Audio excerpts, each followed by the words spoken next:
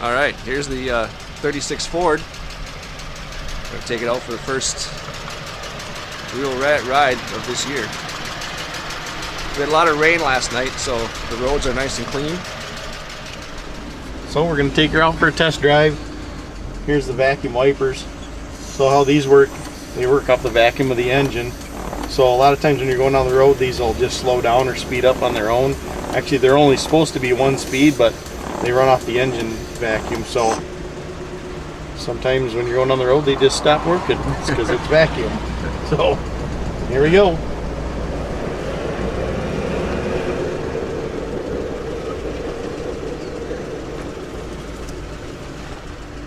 And you want to wait for traffic around here because they're going 60 and we're going 30.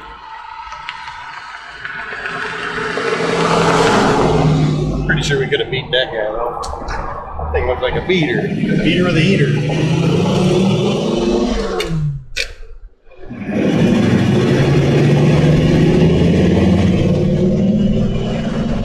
Like I said, when you break in the engine on one of these old cars, one of the 30s, especially with a flathead or a Babbitt bearing motor, Model A, anything like that, you only want to go 30 to 35 miles an hour for the first 250 miles. So that basically seats the rings and all that kind of stuff to the engine so that you don't want to get anything too hot.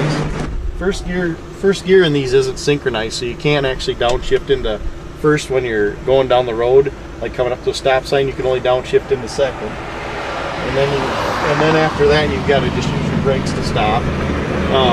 And these were mechanical brakes, and these weren't juice brakes. So what that means is they've just got rods that run to each brake, backing plate on the brakes.